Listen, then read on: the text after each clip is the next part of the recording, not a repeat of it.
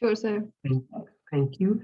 Dear Emma, we will be recording the session and please, I know you've already shared the content. We would also like to keep your presentation, whatever materials you present, as part of the resource pack on PebblePad. So over to you. Thank you. So may I share the screen, please? Go ahead, please. Over to you. Thank you. Can everyone see my screen? The PowerPoint presentation?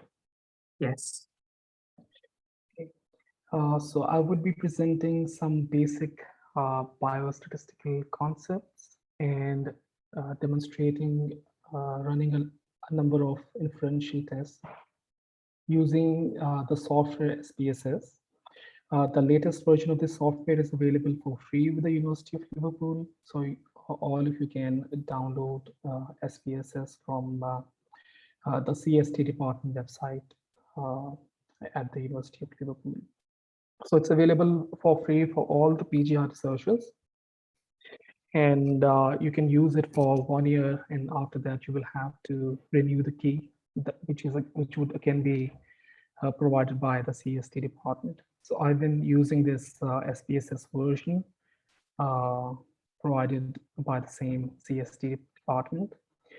So what we would be doing in this presentation is I will take you through some of the basic concepts that we come across while analyzing our data sets. And then this would just be a very brief overview, and I would present you not with definitions or equations, but try to build up your understanding regarding the concepts. So just a few slides on these basic concepts, and then I'll take you through the SPSS software where I will demonstrate the various options available there, and I will introduce you to a range of statistical tests, a range of inferential tests that you can use on your PhD data. So so the scope of this workshop is limited to basic biostatistical tests, basic tests, and but we will also introduce you to linear regression and logistic regression, which may form the skeleton of your PhD dissertation when you are analyzing your data. Now, this particular workshop would be more suitable for running data analysis on data sets that are from cross-sectional studies. And we did not really cover any techniques for analyzing repeated measures or longitudinal data that you see in randomized controlled trials or in longitudinal prospective cohorts. So let me take you through the basic concepts. So I would not really be presenting the definitions or the equations here, but we will revisit important concepts that we would need to understand the statistical tests that we run later on. So I have made a list of some important concepts here that we should know as PhD students as a bare minimum. So so the first important concept here would be what is a variable and the type.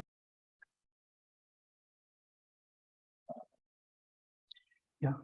So how do we define a variable? So it is a variable would be any parameter or characteristic of an individual that varies from person to person. So for instance, as a basic example, take the example of weight of an individual, right? Now that is the characteristic of that particular individual, and gender of a particular person, either male or female. So this would be a characteristic of that particular individual, right? And then coming on to the types of variables, now we can divide these characteristics of parameters into different types. Now there are three basic types that you would come across during the data analysis. Number one would be continuous data, continuous variables, categorical variables, and ordinal variables. So in continuous variables, you would see either interval or ratios, right, or discrete values. So for instance, when you, for instance, take the example of weight, it is a continuous variable where you have, and example of categorical variable would be gender, or for instance, position of a particular individual in a university. So you'll see research fellows, assistant professors, and then an important type would be ordinal variables. So for the ordinal variable, you would see this type of variable when you analyze Likert scale type of responses. So for instance, agree, disagree, neutral, partially disagree, partially agree. So they are sort of on an ordinal scale. You see ranking in that particular variable. So these are the three important types of variables that you should keep in your mind when analyzing your data set. And I would demonstrate it when we go on to the SPSS software. And then the other important concept would be central tendency. So what is central tendency? So so we hear several basic concepts here, such as the mean, median, mode. So mean is just the average of a particular variable in a data set. So for instance, when you talk about average height or average weight, where you would add in all the data values and then divide them with the total number of the participants. And the median, and later on when we come on to the concept of normality and non-normality, we will hear about about the concept of median. So when the data is non-normal, you present the central value from the data set that is called median. So what you do here is that you arrange values on a particular variable in ascending order, and you pick the middle one.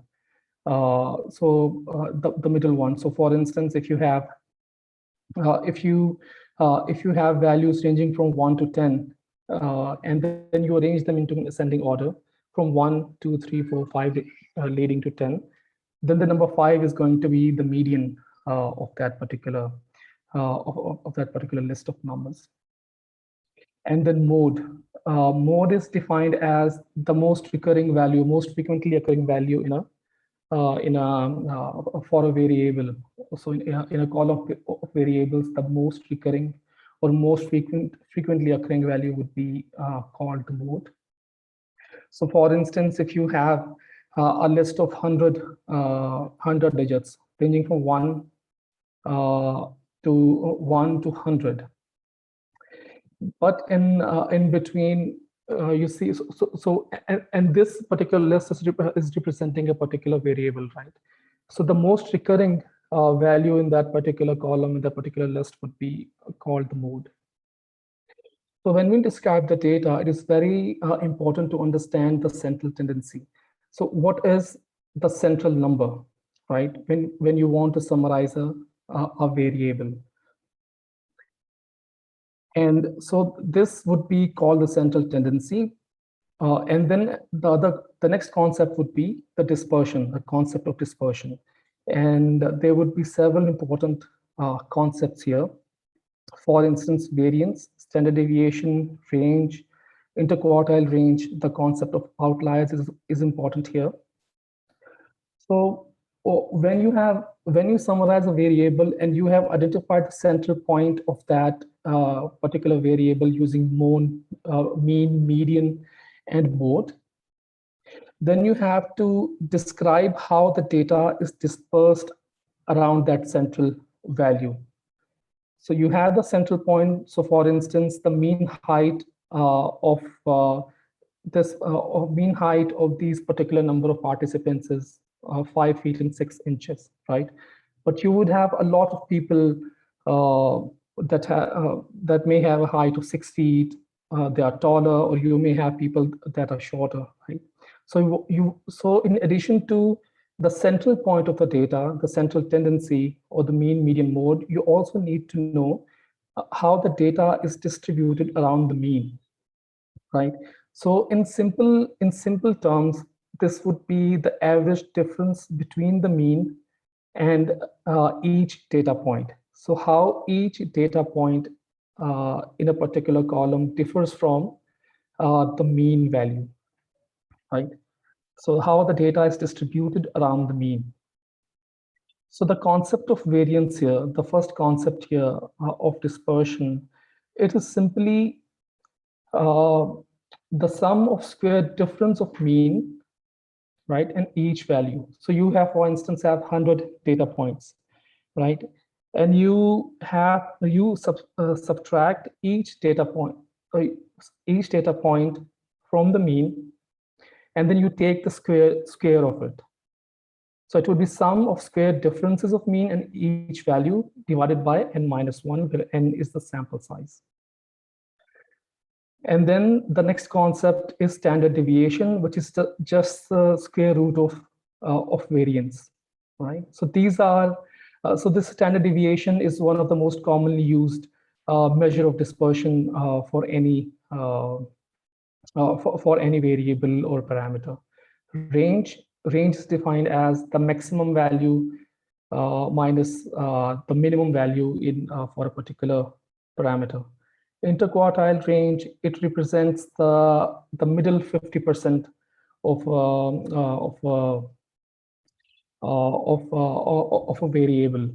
So it ranges from so you can call it as the values between the top 25% of the data and bottom 25% of the data.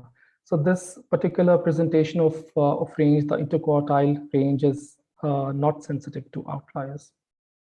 So outlier would be defined as any extreme value that occurs on either end of the of a variable. So it could be extreme minimum values or extreme extreme positive values or extreme negative values, right, in both the directions. So for instance, if the height of a person is 5.6, then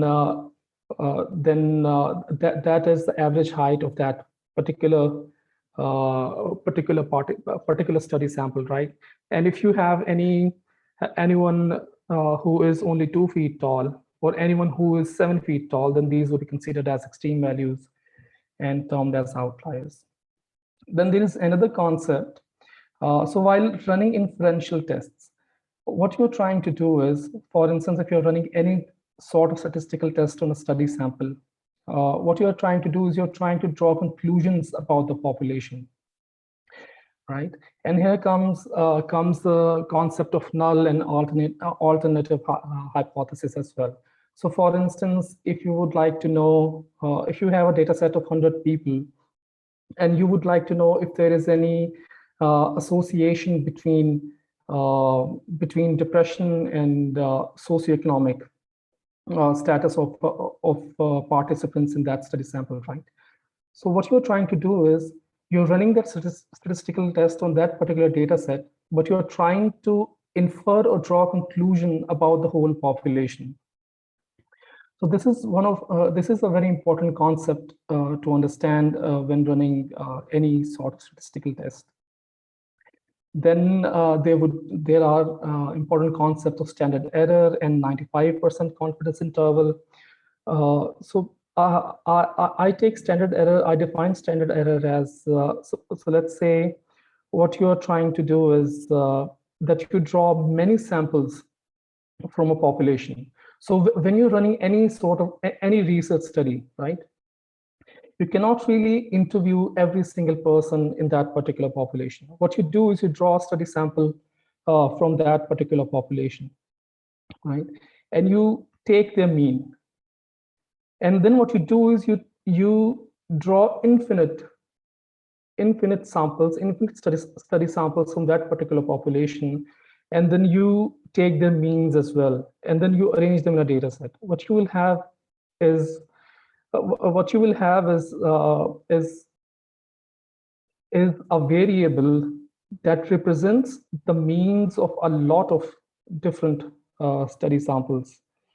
And there's a concept of central limit theorem that will not go into detail here.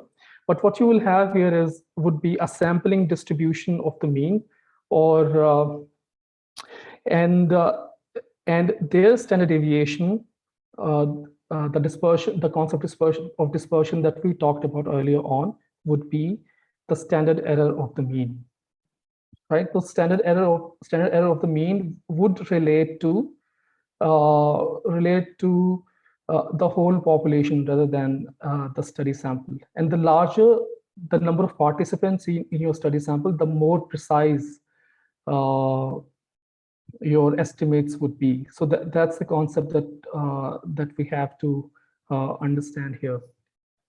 And then what do we mean by 95% confidence interval?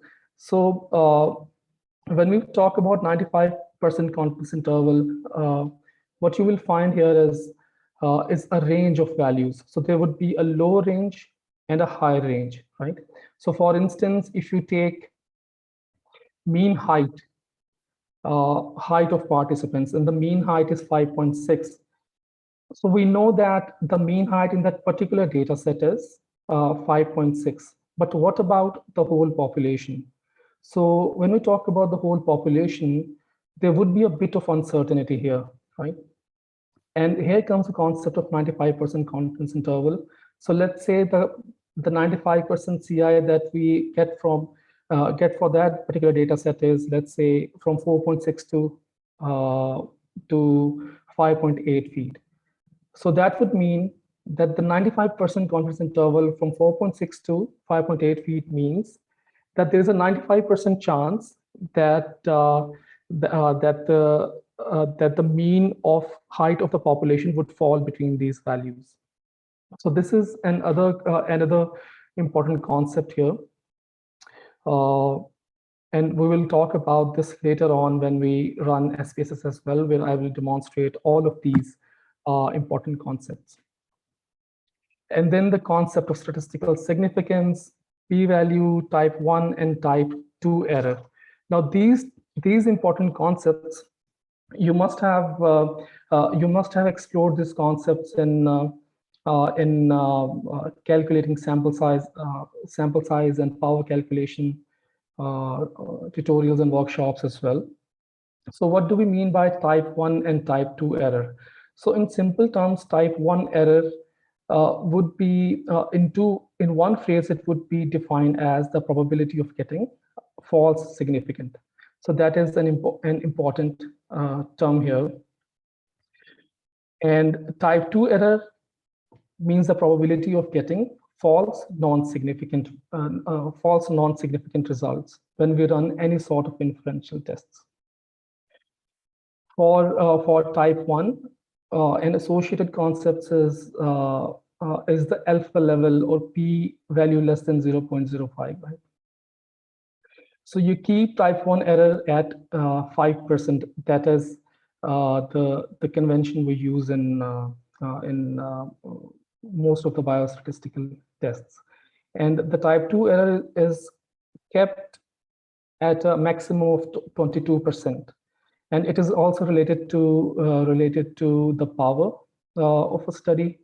So for instance, when you say that the power of a particular test is 80%, so that just means 1 minus type 2 error, 1 minus 20% is 80%.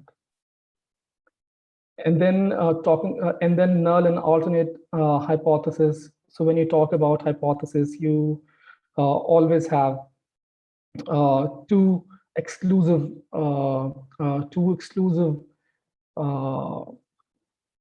sentences when you talk about hypothesis in terms of statistical tests. So for instance, a null hypothesis here would be there is no association between depression and socioeconomic status. And the alternate hypothesis would be there is a statistically significant association between depression and socioeconomic status of participants. And then the p-value in this context would just be termed as probability, right?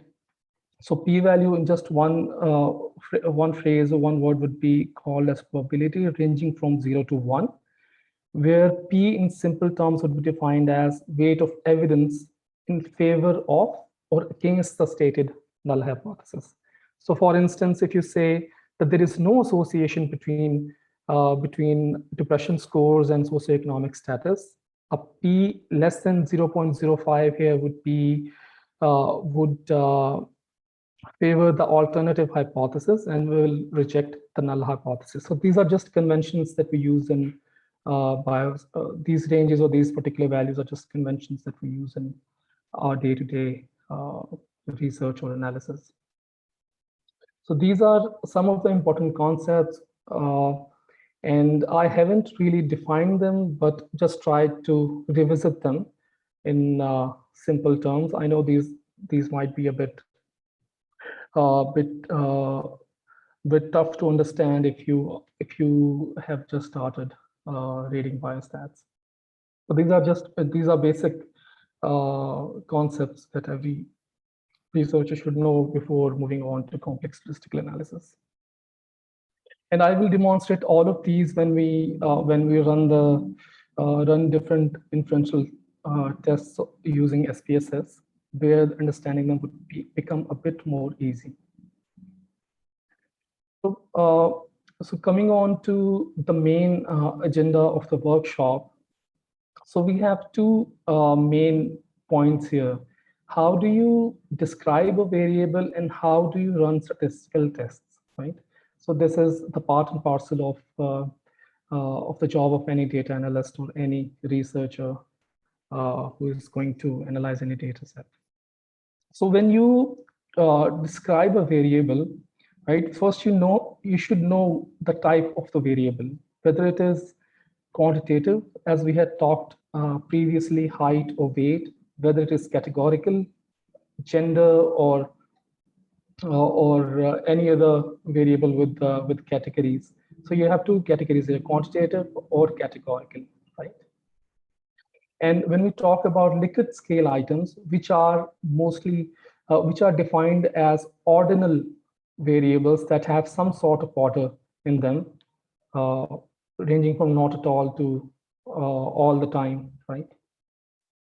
So if you have 7 or more than categories, then you can define them as a quantitative variable and run associated statistical tests on them. But if there are 4 or less than 4, then they should be taken as a categorical variable. But if they lie in between, then we do not resort to then we have a separate category of statistical tests for them that are called non-parametric tests. So this we will talk about when we move on to the demonstration of all these concepts in SPSS. So for any quantitative variable, first you need to know the central tendency, right? What is the central point of that data? Mean, median, mode, right? And then you need to know the dispersion. How is the data dispersed around the mean value or the median value, right? And then what you need to do is you need to visualize the data and see what is the shape of the distribution? Is it normal or non-normal, right? Is it skewed? Is it kurtotic? This we will talk about. These are the concepts that are really important, and we'll see them when we try to describe the data using SPSS. And then you run tests of normality as well, just to see if the data that you're talking about is normal or non-normal. Does it follow Gaussian distribution? So that is the famous U-shaped or the umbrella shape curve that you see on histograms. And the categorical, and then describing a categorical variable is really easy. You describe them either using frequency percentages, crosstab, cross tabulations or simple visualizations, such as bar graphs or pie charts. So I'll just take you to SPSS now and try to make these concepts easier and more digestible. So I have a data set here. So this is the SPSS. I'll take you through all of the options here and describe the data as well. So this is the data set from a cross-sectional study that I had conducted 3 or 4 years ago. So we have a total sample size of around 452 participants and who were adolescents. And I have a range of variables here. First one is gender of the participant, the label here, values, 1 for boy and 2 for girl. And then this measure or the type of variable is nominal or categorical, right? So this is the concept that we had talked about earlier on. The next variable is age of the participant, and it is scale or quantitative variable. Then the next variable is outside help. Within the past month, have you at any point felt a need for outside help with your problems, right? And then I have sort of a Likert scale, 3-point Likert scale response here. 1 for no, I have not felt the need. 2, I have considered getting outside help. And 3, I have sought outside help. If yes, if you have sought help, where and whose? So I have a range of sources for help here: parents, teachers, relatives, siblings, friends, and other. And then I have 9 items related to PHQ-9, which are again rated on a 4-point Likert scale format: 0 for not at all and 3 for nearly every day. So these are the 9 items. And then I have total scores on the PHQ-9. And then I have scores on subscales that I assessed using strengths and difficulties questionnaire, which reveals scores on different constructs, different sorts of problems that children experience: emotional problems, conduct, hyperactivity, peer problems, pro-social, and the externalizing and internalizing symptoms, and the difficulties that they face in their daily lives, or the psychosocial function problems. So this is the data set. Now, what I'll do is I'll try to demonstrate the concepts that we revisited previously. Let me take you to the data sheet as well. So this is the data sheet where you see the variable gender, 2 for girl and 1 for boy. Age in decimals with 2 decimal points, and so on, right? So I have a range of quantitative variables here. So let's try to see how we would describe these quantitative variables first. We will take 2 variables here: age and the PHQ scores.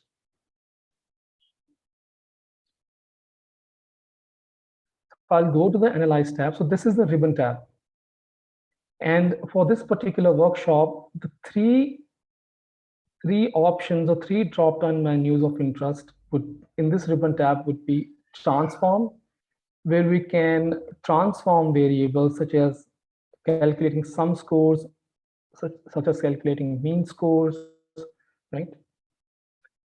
Then we have the Analyze option, where we have a range of arsenal of statistical tests. I'll take you through each of them and then run a few of them for you. And then we have this ribbon tab, this drop-down menu here called Graphs, where we will try to design some graphs for visualizing quantitative as well as categorical data. So let's try to describe or summarize age here. We go to descriptive statistics. We click on descriptives, age of the participant, and let's choose total scores on PHQ 9 as well. We go to options. Now, what we are trying to do here is, number one, calculate mean score. So you know what the central point of the data is, right? And then we see dispersion. And the options to check here would be standard deviation, the minimum value, the maximum value. Let's take range, kurtosis, and skewness as well. Just so I can explain the concepts of kurtosis and skewness in distribution of variables. Okay. And along with this, what I will do is I will also build histograms. So the easier option would be just to go to descriptive statistics again. Frequencies, age of the participants is already in. Let's just choose total scores on PHQ-9. Click on statistics. So we already have mean and the standard deviation, minimum, maximum range, and skewness and kurtosis as well. What I'm interested here is to look at the histogram, and I would like to see the normal curve on histogram as well. So firstly, let's look at the descriptive statistics for age of the participant. N statistics, so total sample size is 452 for both of these, right? Age of the participant, the range is 6. So this would be the maximum value minus the minimum value, 17 minus 11, 6. So the eldest child was 17 years old and the youngest was 11. The mean age is 13.93, right? Where we just added all of the heights of all of ages of all of the participants and then divided them with the total sample size. The standard deviation. Ahmed, no, we Yeah. can't see the other one, the mean standard deviation. Are you showing any? It's the same same side. You know what I mean? Can you see it now? Yeah, now we can see it. Okay, so the problem was with the share. Let me just share my screen. So these are the results that we obtained after clicking OK on all of the on those on the test previously that we run. And what we are trying here is to describe the two variables of interest, the variables that we had chosen: age of the participant and total score on the patient health questionnaire 9 items. So for both of them, the total sample size, the total responses were from 452 participants. So this is the sample size of our study. The range for age of the participant is 6. So that is just the maximum value of 17 minus minimum value of 11. So the eldest child is 17 years old, the youngest is 11.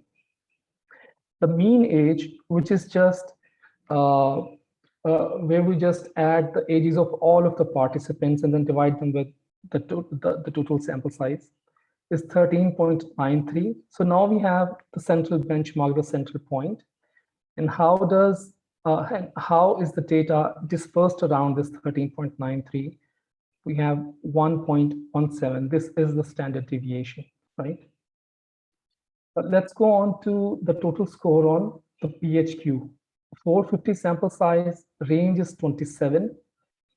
Minimum is 0, maximum is 27, right? So the child with the minimum score any adolescent got was 0, and the maximum 27. Mean is 7.5. Standard deviation is 5.56 here. And then we have skewness and kurtosis, right? We will talk about this when we look at the histograms. So let's go to the histogram. So you look at the histogram, of the age of the participant, and you try to see what is the distribution of this particular variable like, right? You see a very beautiful U-shaped curve here, right? This is called the normality curve, right? If this curve was so this, I would describe this as normal distribution, near to normal distribution, the Gaussian distribution that we often hear about in statistics. So when we have a random variable from a population and we arrange it and make a histogram, this is what we will get, a normal curve.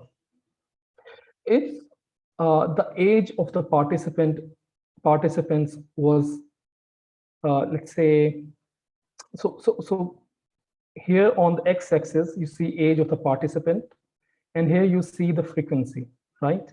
And you look at, and this particular bar is called bin, right? These blue bars are bins. And you see here that this particular bin represents a range of value here, right? So let's say it would be this would be a range of value. One of the values would be here, one of the values would be here, right? So this particular category or this particular range of values has been endorsed by more than 150 of the participants. So let's say if this particular value, this bin that represents, that is marked by 14 here, was responded to positively by let's say 200 participants. So this bar would have been really high up, right? If it would have been really high up, the data would have been kurtotic, like this. So this particular curve would have been here, and the data would have been kurtotic, really high up.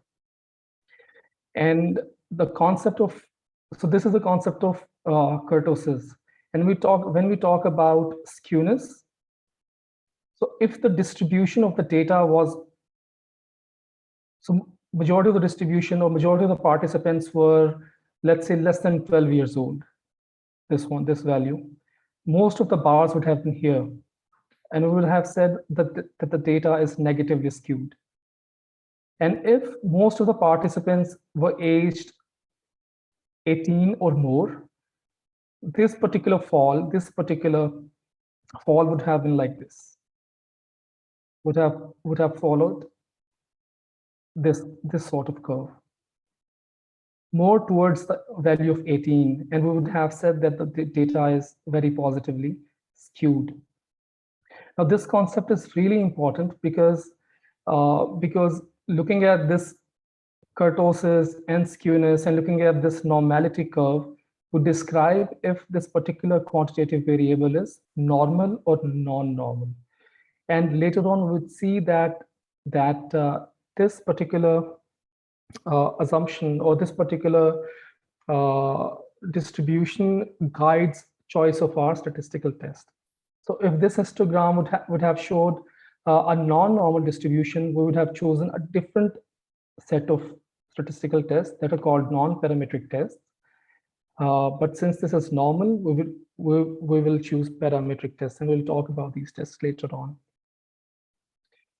When we look at the total score on PHQ-9, total score has been plotted on PHQ-9 has been plotted on the x-axis and the frequency of endorsements on the y-axis.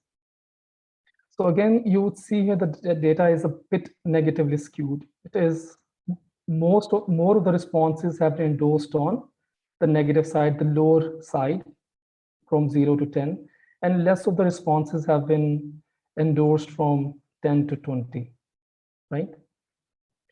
And you see, so this sort of data shows skewness and is a bit kurtotic as well. So you see a lot of responses here are going higher up, touching the maximum frequency here.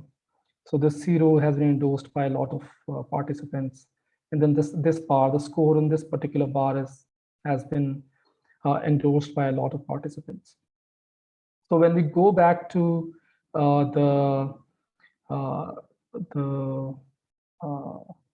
these descriptive statistics, you would see that the total score, the skewness for age of participant is a bit less, while for the PHQ-9 is a bit higher. And that is how you would see that the age of the participants follows a normal distribution, while the PHQ-9 is a bit more skewed, right? So this is how you summarize or describe a particular variable. And when you explain when you're explaining your data set to any statistician or any senior investigator, this is how you would try to explain summarize a certain variable. And when we coming on to the categorical variables, I'm going again to analyze descriptive statistics, frequencies. I'll just reset it. And let's take an example of this gender of the participants. So this was a categorical variable with two categories, right? It is dichotomous. You check this mark here, display frequency tables. Go to statistics. We don't really, these statistics are for quantitative variables. We don't really need to select any here. The only thing we need here is display frequency and frequency tables. Click on the charts. You can choose either bar chart or pie chart, right? You can choose any. So I'll click on pie charts, and you have the option of presenting either frequencies on the chart or percentages on the chart. Let's just click percentages for the sake of the workshop. Then we click OK. So describing a categorical variable would be is much simpler than a quantitative variable. So you see that in our data set of 452 participants, 88 were boys, and representing a percentage proportion of 19.5%. 364 were girls, corresponding to a percentage of 80.5%. And then you see this pie chart showing you the proportion of boys and girls on a pie chart. You can also present it using a bar graph. We go to frequencies again, charts, bar charts, continue. Okay, and you would see this on a bar chart. So the bar chart is used for, and the pie chart is used for presenting any sort of categorical variable. So with this, we are done with the summary of with how to summarize a particular variable. But there is another. But we had talked about another concept that was about the 95% confidence interval. Let me demonstrate that here. So once you go to the descriptive statistics, you do see an option of confidence intervals on using the bootstrap method. Now, this bootstrap method is not available for every every SPSS software, and these are only available for the premium versions. But if you can somehow get access to the premium version from the CST department, then you can use the option of bootstrapping here to get the confidence interval. But this is not to demonstrate here. So the confidence interval we had defined as a range of values representing a lower value and a higher value, right? The range within which you will find the mean value or the median value that represents the entire population, right? So for instance, if you calculate the mean PHQ scores here, so that those are the mean PHQ scores for this particular study sample. But when you look at the 95% confidence interval, you would know that that is the particular range where the mean of the population would lie, accounting for the imprecision of this particular study sample. And the higher the sample size, the more narrower the confidence intervals would be, or the more tighter the confidence interval would be, right? So you would have more precise estimates of the 95% confidence interval. That is a bit of an advanced concept. So with this, we finish our section on how to describe a variable, right? So these are the basics that you should know. But there are a few more ways to describe the data or visualize the data. So you could talk, you could have more confidence in talking about the quantitative variables, especially. So for instance, when you go to analyze descriptive statistics, right? And we have explored frequencies, we have explored descriptives. Let's go on to the explore option here. So this would be a bit more advanced, but this step is necessary before running any advanced statistical tests or even basic ones, such as the t-test. So let's say we would like to know some more details about the PHQ, total scores on the PHQ-9 scale, right? Display both statistics and plots. We go to statistics. You look at descriptives with the confidence intervals. Look at outliers as well. Continue. Plots, histogram, normality plots with tests, factor levels together. So these are the options that you should choose. So we get a histogram and a normality plot test as well. Options. So you can choose it accordingly. If you would like to exclude case list wise or pair wise when you have 2 or more variables here, click OK. So you get a lot more information here, right? So this is one of the ways where you can get 95% confidence interval for the mean without having to bootstrap, like we saw in the frequencies and the descriptives option. So you see here that most of the information is repeated. The statistic here is the mean value of PHQ is 7.51, just like we had seen previously. The standard error is 0.26, and 95% confidence interval with the lower value, the lower bound is 6.99 and upper bound is 8.0. So this would mean that the mean PHQ-9 scores in our study sample is 7.51. But when we talk about the population, with 95% confidence, we can say that the mean value of the PHQ-9 for the whole adolescent population would fall between 6.99 to 8.0, right? And then you see some values here, for instance, 5% trimmed mean. This just means that that you have calculated mean after deleting data or after trimming data for 5% of the population, or for 5% of the participants, just to exclude outliers. 7.16. The median is 7.00. The variance is 30.99. Standard deviation is 5.56. So standard deviation is just the square root of variance. Minimum, maximum range, interquartile range. You have skewness and you have kurtosis. And then The next box shows the extreme values.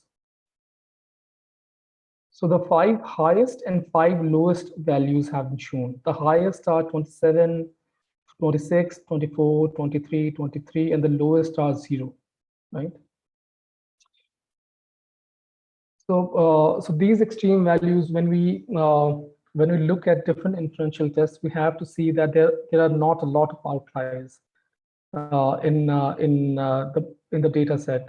If you would like to have valid inferences from that particular test, and it is always recommended that we exclude extreme values from the data set before running any inferential statistic, any statistical test. So this is really important, excluding outliers from a data set or from a particular variable. And then we talk about tests of normality, right? So these are the tests of normality that would show if distribution of a particular variable, in this case PHQ, total score on PHQ-9, deviate from normality, right? Significance less than 0.001, this is the p-value, right? P-value less than 0.001, p-value less than 0.001. So this just means here that that our null hypothesis, which states that that the distribution of PHQ-9 scores is normal. That's our null hypothesis here. And the alternate hypothesis is that total scores on PHQ-9 are non-normal.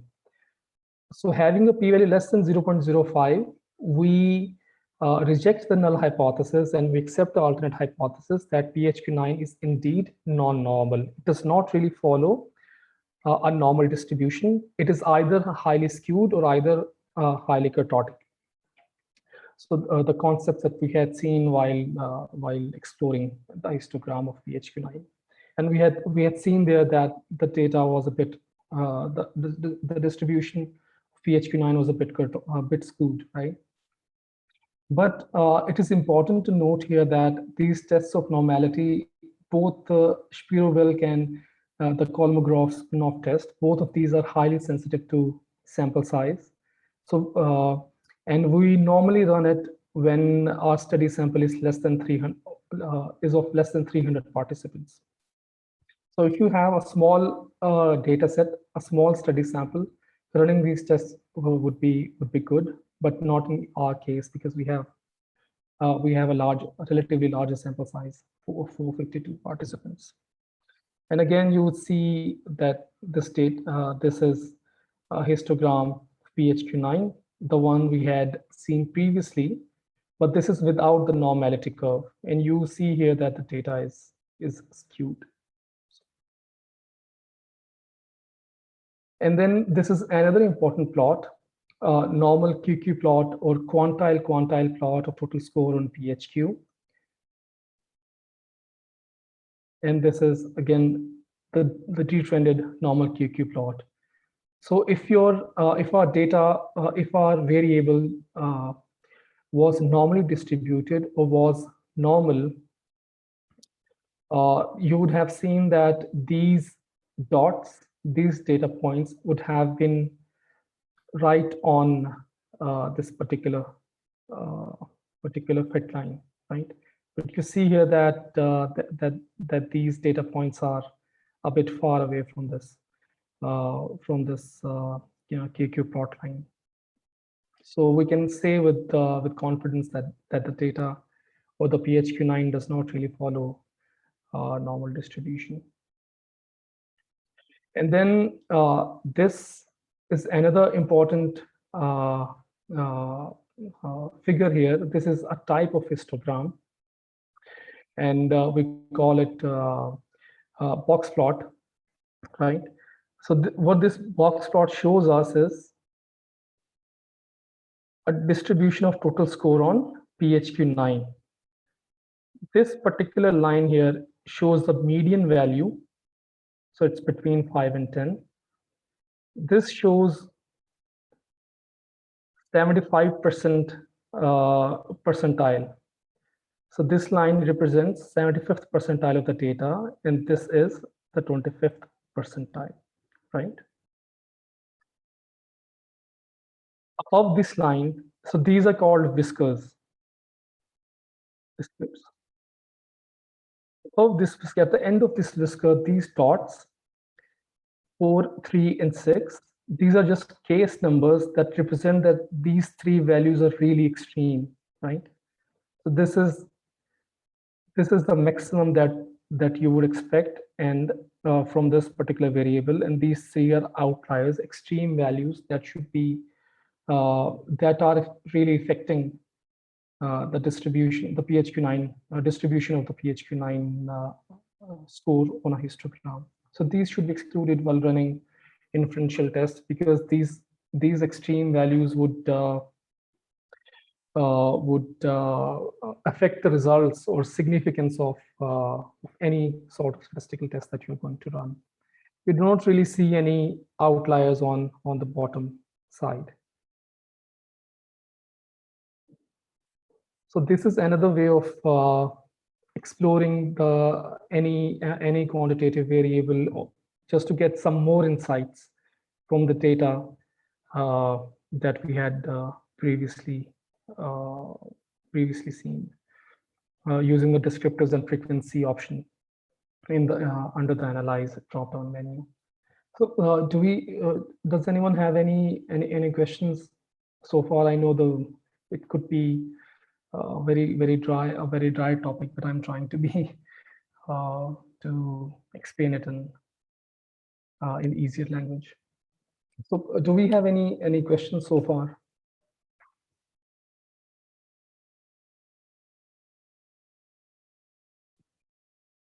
Emmett, could you also elaborate on the like you elaborated about the confidence interval and how it represents the true values as the values within the population? Wider the confidence interval, the less precise that value is. Could you just elaborate on the range or how to read the kurtosis and the skewness value within those tables? Is there a way of understanding if the way what the higher value or what's a lower value? So or is there a general rule to, or is this just a, sorry, go ahead. There is a general rule. So these values, standard dispersion, variance, standard deviation, skewness, kurtosis, range, interquartile range. These are just to show, how dispersed the data is around the mean, right? Right. But when we talk about, and when we describe data, or when we talk about the normality distribution, talking about mean, standard deviation, median, and interquartile range is often enough, but skewness and kurtosis can give us some more insights into the distribution. So what we mostly do here is that you take the statistic of the skewness, 0.778, divided by its standard error, 0.115. Let me get the calculator for you. So we'll just do the calculation.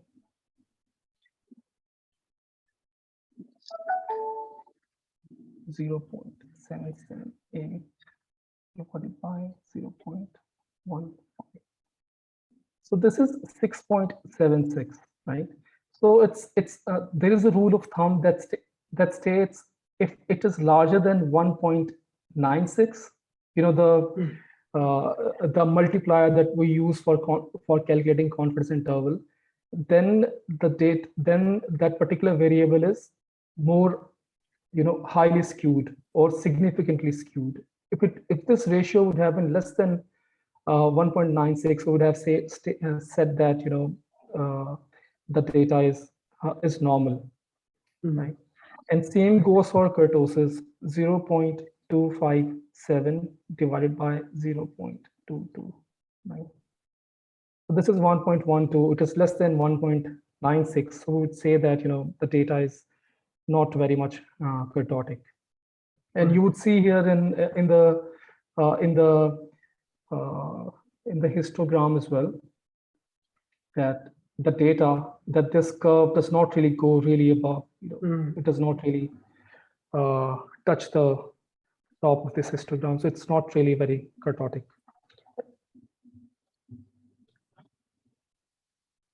So this was, I think we have covered most of the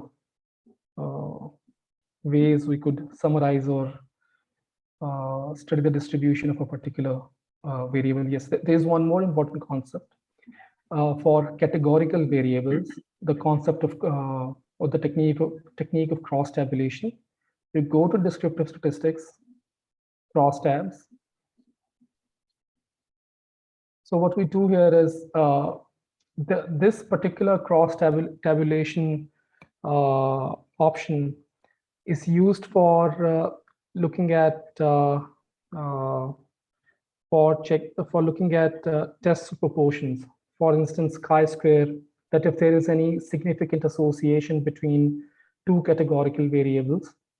So we will not really go into the statistical detail here. We'll cover it when we run the chi-square test. But this could be used to cross-tabulate between two categorical variables. So in the rows, we choose gender of the participant. And then another, let's say, yes, a PHQ-9 item here, thoughts that you would be better off dead or hurting yourself in some way. So self-harm. So let's compare how many boys, how do boys compare with girls in endorsing self-harm statements. So in rows, we have gender of the participant, and column, the item on self-harm. Click on exact. This should be asymptotic only. You do not really have to do anything else here. Click on statistics. Click on chi-square here. Now there are there are more options here, such as phi and Kramer's V, lambda. So these correspond to the Pearson correlation. These correspond to what these are analogous to what we use for looking at correlations between continuous variables. So that's Pearson correlation. We would go into detail when we talk about those particular tests. Let's just click here, click phi and Kramer's V as well. Continue. Cells, counts, percentages in row. Continue. Okay. So this is just another way of describing categorical variables. So you would see here that let's see, 71.6% of the boys endorse not at all, the response not at all on self-harm, and 71.2% of the girls endorsed not at all. When we look at nearly every day, 32 of the girls, 8.8% of the girls endorsed that they think about self-harming nearly every day, as compared to 4.5% of the boys.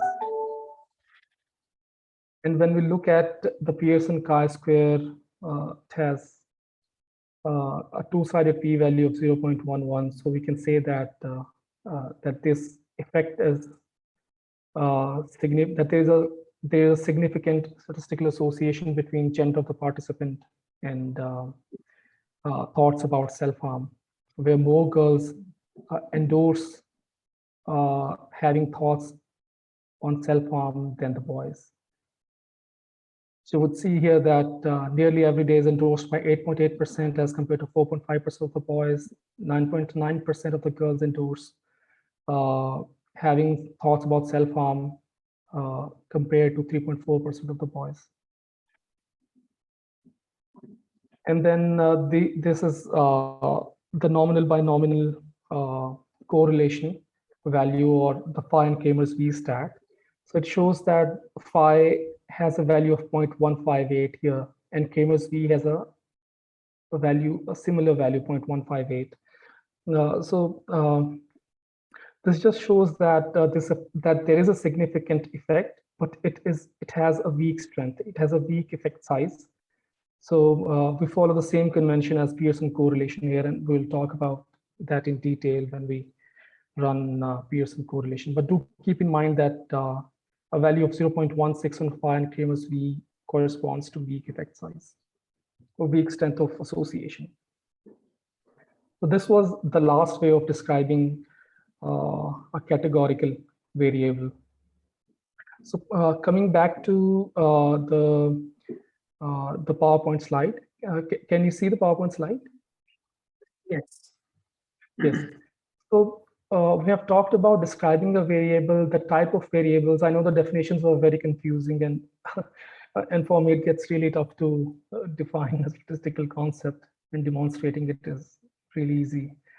Talked about quantitative variable. We talked about categorical variable. We have talked about Likert scale or ordinal type of variables. We saw that the central value or the central tendency of a data point, mean, median, mode. We talked about dispersion, looked at the concepts of variance, standard deviation, standard error, 95% confidence interval, these sorts of range, interquartile range, skewness, kurtosis, all related concepts. Then we try to visualize the data using histograms and bar charts and pie charts.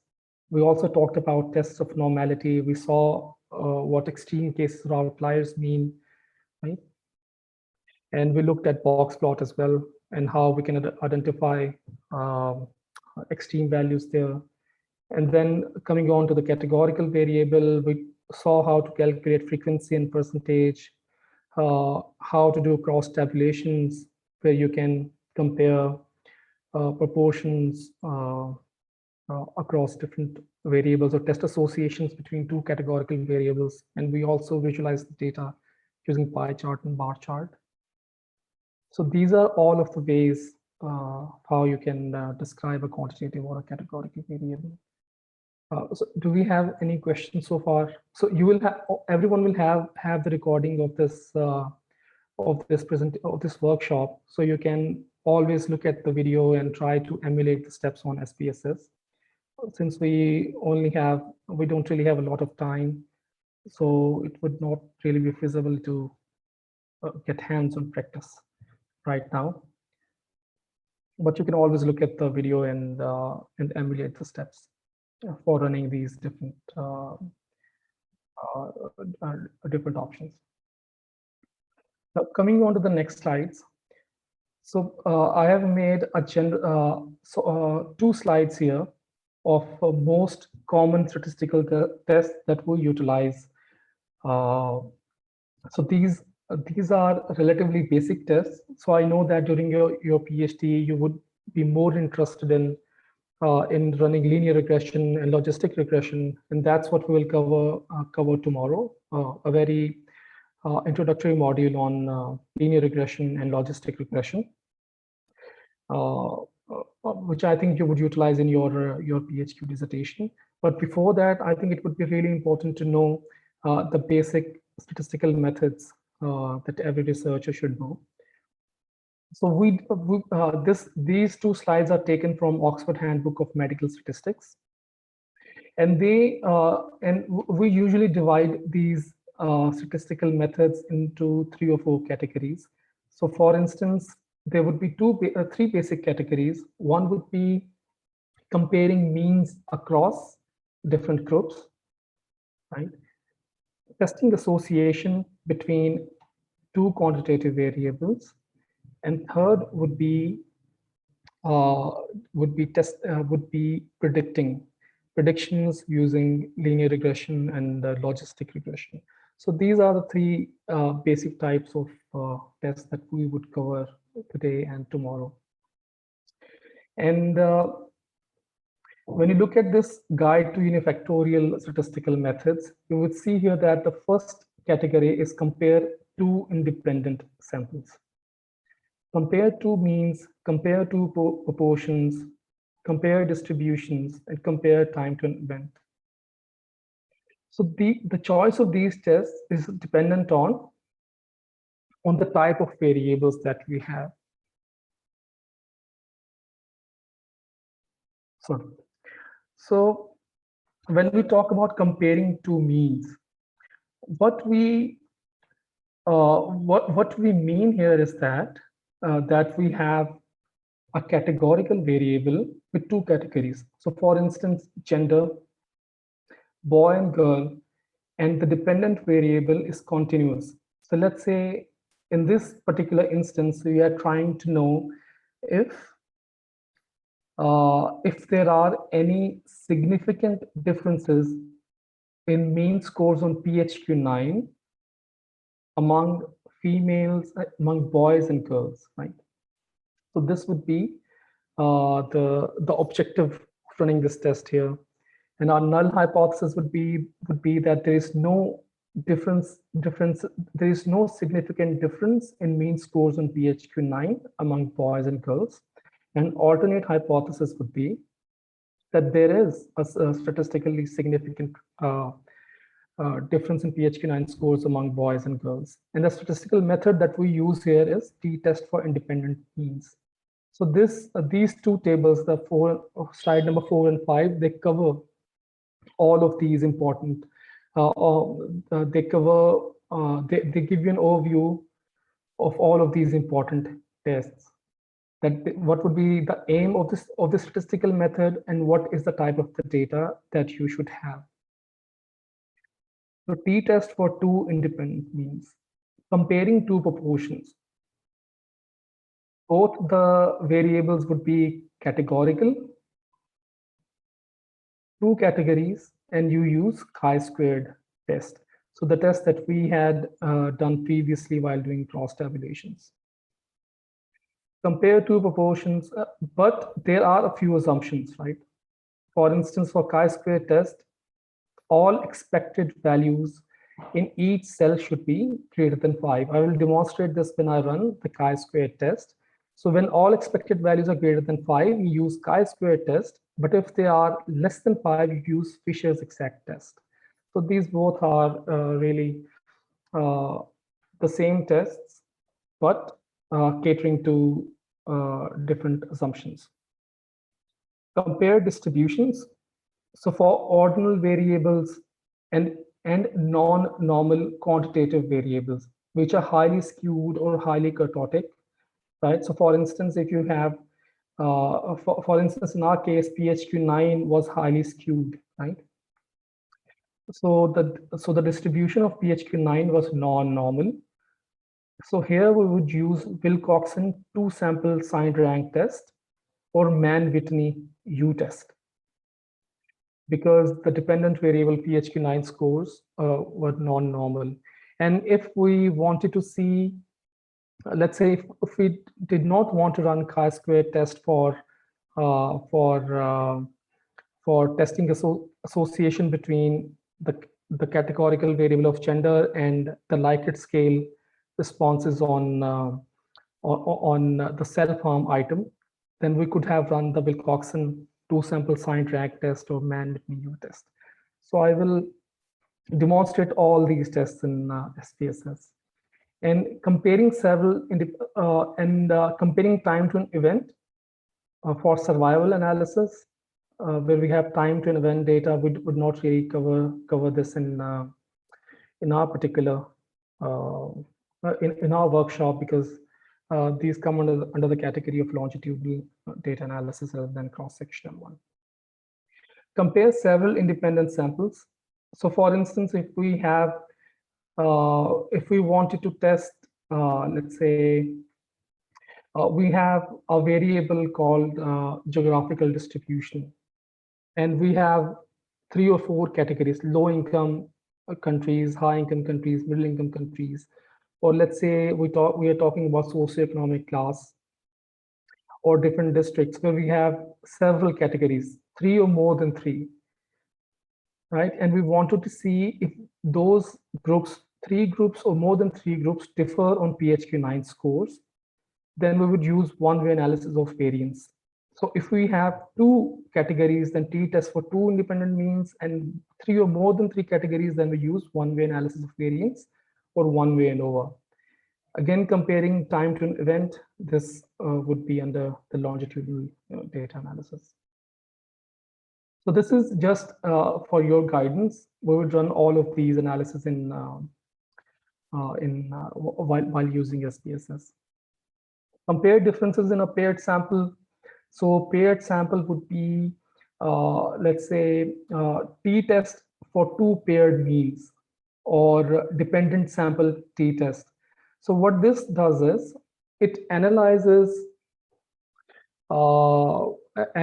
values such as if we have values from a randomized control trial, pre-intervention PHQ-9 scores and post-intervention PHQ-9 scores. Now, in this case, although the PHQ-9 scores are continuous, and although we have our dichotomous variable of before intervention and after intervention, we will not really run independent sample t-test here, because the PHQ-9 scores before intervention, after intervention, both of them would be paired, or both of them are dependent. They are not independent, because it is common sense that after intervention PHQ-9 scores would really be dependent on the pre-intervention PHQ-9 scores. So because of this dependence, even though we have two categories, we cannot really use independent sample t-test.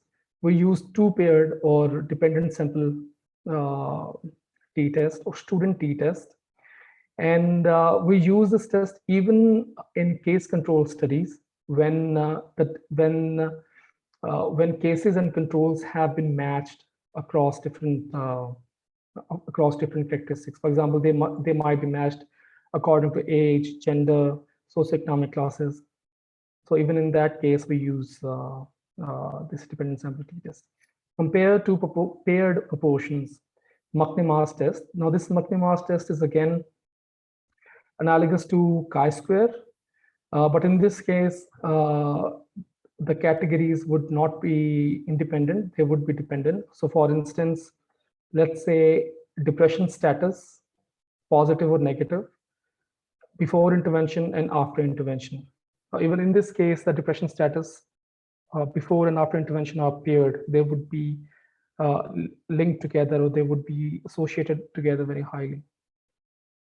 Distribution of differences, Wilcoxon signed matched pairs test and sign test. Now these are categories of non-parametric test, as we had talked about previously. When our data is non-normal, or we have Likert scale type data, ordinal data, and even if they are paired, we can use Wilcoxon matched pairs test, which is an alternative to Wilcoxon signed rank test. Now, relationship between two variables, or association between two variables, test strength of linear relationship between two variables, continuous, and at least one has normal distribution. We use Pearson's correlation. So, for instance, we can correlate PHQ-9 scores of the corresponding to depression symptom severity and GAT-7 scores for anxiety. So we can correlate them using Pearson's correlation when at least one of them is normally distributed. Test strength of relationship between two variables. So if the data is normal, both quantitative variables GAT-7 and PHQ-9 are non-normal, or maybe if we are correlating two ordinal items, for instance, one item on PHQ-9 related to self-harm and GAT-7 scores, we can use Spearman's rank correlation or Kendall's tau, which again is analogous to Pearson's correlation. So Pearson's correlation is for normally distributed quantitative variables, and Spearman's rank correlation or Kendall's tau is for this is for non-normal data or ordinal data. And then examining nature of linear relationship between two variables. Simple linear regression. So this is similar to Pearson's correlation, but where Pearson's correlation is for testing strength of linear relationship, simple linear regression is for predicting. So for instance, if let's say independent variable increases by X number of units, then by how many number of units would the dependent variable increase. So this is for predicting the outcome based on a particular value of the independent variable. Testing association between two categorical variables, again, chi-square test, which we have covered previously. And test for trend in proportions, chi-square test for trend, similar to chi-square test. We would not really cover this trend in proportions because this really relates to time to event data. So we will cover all of this. I'm mindful of the time as well. It's 8:15 here, and we are only left with 15 minutes. So I will demonstrate. So all of you can have these slides and look at these two slides particularly. And tomorrow I will demonstrate all of these tests and how, before running these tests, what kind of assumptions we have to fulfill regarding the data. We'll explore those in detail, right? How do we, and after looking at assumptions, how do we run the test? How do we interpret the test, interpret the findings from the test, and how do we report them while writing an article for publication in a journal? So we'll cover all of those in detail tomorrow. So do we have any questions so far?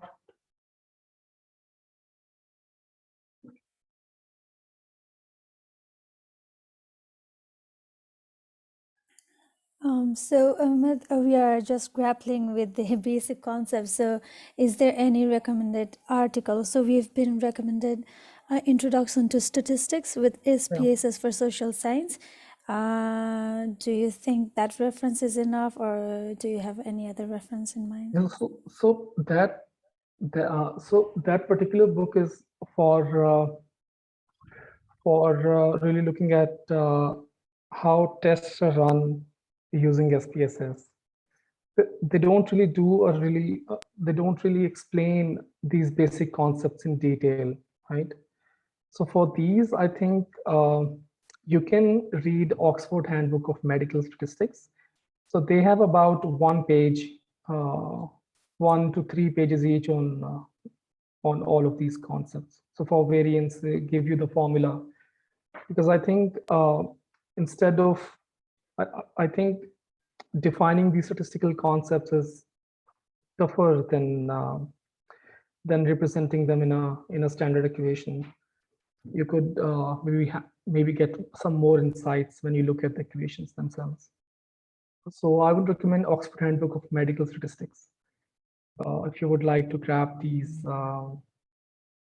in more detail. Thank you.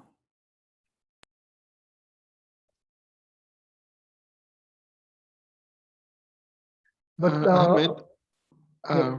I'm just curious to know, on your SPSS, the data you input, do you have to do it manually, or is it like any software system that you can collect the data and get the input there? So You know what I mean? For data entry, you mean, right? Yes. Yes. So for data entry, when we used to do paper-based data collection, so when you do paper-based data collection, then you have to enter, or you have to make a sheet yourself, and then you have to enter the data manually. But now at the foundation, we do electronic data collection using ODK platform. So what that really does is that that using the ODK, we use tablets for entering responses, and we get the data from using the SQL software or from the cloud in the form of an Excel sheet. So data is pre-filled because we are doing it electronically. But paper-based studies, you do it. You have to enter the data manually. All right, thank you. And I'm just curious to know if you can make some inferences from the calculation you did on SPSS about the average PHQ score of the teenagers who participated in the in the survey? Like, is it are they having mild depression, or can you since you have around 450, if I'm not wrong, 450 sample, so is that enough to make an inference for the population, like of these teenagers, they're having this kind of Yeah. DHQ score? So, when we were exploring the data using the explore option, we did look at the 95% confidence interval. So we had the mean value 7.51. Let me just go to the sheet. Hope you can see the sheet. So I'll just take you to the explore and descriptives. So total score on PHQ was 7.51. So this is the mean score of our study sample. But when you look at this 95% confidence interval for mean, the lower bound is 6.99 and upper bound is 8.02. So with 95% confidence, we can say that the true mean or mean of the population lies between 6.99 and 8.0. So it could be 7.1, it could be 7.9, it could be 8.0, it could be anywhere between these two values. But if we had higher sample size, let's say 1,000, then this lower bound and upper bound would be tighter, right? It would be more precise. So the higher the sample size, the tighter or narrower the confidence interval gets. But at this point, this is the confidence interval we have. And if we had, let's say, data from 1,000 children, we would have a better, more precise estimate with tighter confidence intervals. And just to add to that, Ahmed, Nabi, do please keep in mind what Professor Dwallow was today also referring to. And he had a very neat table which was illustrating that the more sample you build up, the better p-values, the smaller p-values, the better precision. And that is also true for this kind of distribution and this kind of confidence interval when you're looking at this data. So there will always be some difference between a 50 based sample versus 450 based sample. So you'll get better precision with larger samples. And and Ahmed, on this point, I don't know, my apologies if you've already covered this because I was just looking at some emails from Mohsen. I'm preparing a draft as well now. So just got a little distracted. Have you talked about interpretation, or will you talk about it later tomorrow perhaps?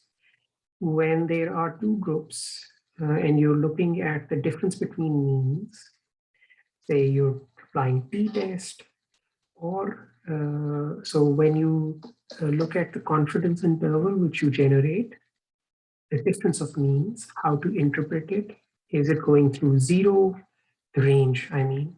So what does that mean if it's not going through zero? Similarly, when you look at ratios, difference between the proportions, again, how to read the range of the confidence interval.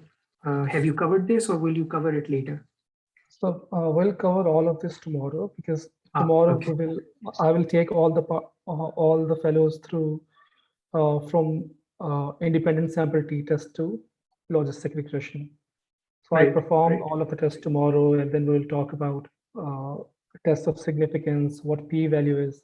So today, I think it was really tough, because even for me, defining a particular concept is really tough, and because we don't really make use of equations, we are making use. We are not statisticians, right? And describing absolutely. a statistical concept in easier words gets a bit tough, but it's easier to demonstrate it. So tomorrow, when we demonstrate when I demonstrate each statistical test, I will take all the fellows through what t-distribution means, what corresponding p-value is, what is, how do we say that the mean of one group is different from the other group.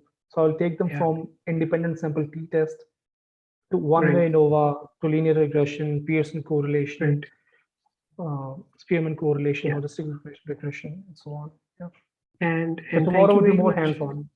Yeah, and thank you very much on picking on this aspect, Emmett, because none of us, none of the fellows, and at least myself and you as well, you much more, but I don't come from a statistical background. I'm not a statistician by training. However, I am a researcher, so I need to know what the basic tests are, and more so, Emmett, being able to interpret the numbers. I think Yeah. that is something which is important for us to be able to read numbers, what they mean, how they arrive, derived through equations. That's really outside our sort of sphere. So I'll stop here. Over to you. So I think tomorrow, what I will do is for each statistical test, I will just try to identify, using a simple equation, that this is how we came across this t-value for independent simple t-test, and how this t-value corresponds to p less than 0.05 or p greater than 0.05, and what that means in terms of statistical significance. So I will be demonstrating all of this for a number of tests, right? But I think for a lot of fellows, who have not really analyzed data before, it would be really tough to grasp all of the equations. So another way can be to just take everyone through running all of the statistical tests, right, and really focus on the main points. What main points do we need to see in that particular test to interpret it, right? So for instance, when you're running one-way ANOVA, you get a lot of different outputs. For example, F values, sum of squares, right? Variance, degree of freedom. So there are a lot of concepts that you need to know before interpreting a particular table. But I think we can make it easier by talking about the main points. I would lean towards that, Emmett. Yeah. And if somebody wants a little bit of in-depth, they can ask or raise questions, look into more Absolutely. equations, etc.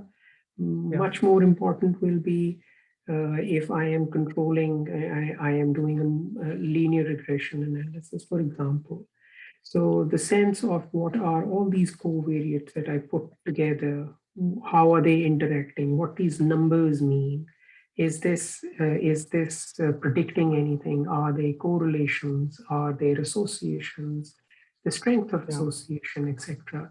These are more important and more hands-on practical things when they pick up papers, when they're eventually, inshallah, once they get there, they'll do their analysis for their own sort of sample. But for now, let's keep it at a level where they get an overview and some understanding of how interpretation takes place. Yeah. Sounds good. Cheers. Great.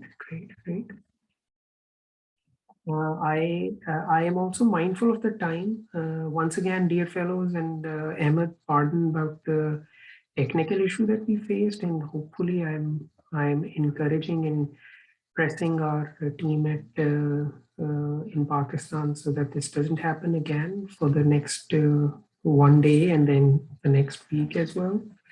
So pardon once again, everyone, for the delay.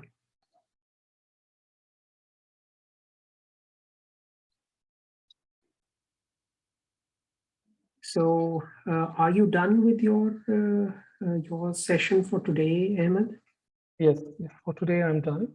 And if anyone has any question, please do feel free to email me, and I can respond to that tomorrow after the second session. Great. Good. So if there aren't any immediate clarifications, we can call it a day.